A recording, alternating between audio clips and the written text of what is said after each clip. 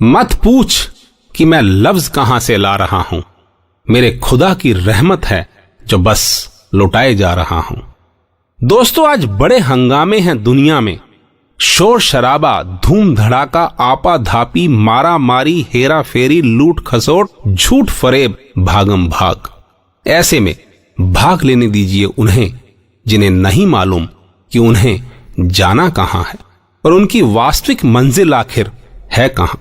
इसलिए आप तनिक रुक जाइए, जरा थम जाइए और थोड़ी सी आराम की, चैन की सांस लेकर बस इतना सा समझ लीजिए कि अगर जीवन में पीना हो तो अपने क्रोध को पी लेना, जलाना हो तो ईर्ष्या को, मारना हो तो अपने मन को मार लेना, कुछ लेना हो तो ज्ञान और देना हो तो दान जरूर देना, कुछ रखना हो तो जीवन में संतोष रखना, बोलनी हो तो मधुर वाणी, ढूंढनी हो तो शांति और कुछ जोड़ना ही हो तो अपने आप को परमपिता शिव से जोड़ना।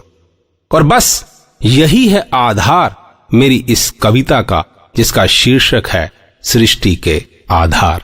हे परमपिता शिव, आप आनंदमयी अनुभूतियों के सर्वाधार हैं। आप ही आध्यात्म के एहसास और सद्ज्ञान के आगार हैं। द्वंद्वों के भंवर में आप करुणा, प्रेम और शांति की पतवार हैं। हे मेरे परमपिता शिव, आप ही इस सृष्टि के आधार हैं। कृति हूं मैं परमात्मा की, इसका जिसे ज्ञान हो गया, वो व्यक्तित्व स्वतः ही नर से नारायण हो गया।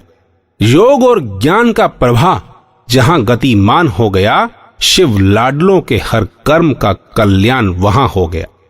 विकारों रूपी विष का पीना और पिलाना अब तो बंद कर दो। व्यर्थ संकल्पों की गलियों में भटकना और भटकाना अब तो बंद कर दो। देह अभिमान से आत्म अभिमान के संसार में अब नहीं तो कब आओगे। परमात्मा की याद और संस्कार के सार में अब नहीं तो कब आओगे। दोस्तों की उन महफिलों की मस्तियां याद हैं अब किसे, तब सोचा था करेंगे याद जिंदगी की फुर्सत में उसे। समय खत्म होने को है सारा तो उसका ख्याल आया। समय से अब समय और मांगा तो समय ही तंग पाया। लेकिन अभी भी समय है, क्योंकि होते हैं सक्षम जो इंसान अपनी दृष्टि बदल सकने में, वही व्यक्तित्व होते हैं सक्षम ये सृष्टि बदल सकने में। तो अपनी दृष्टि बदल, सृष्टि बदलने का संकल्प निभाओ।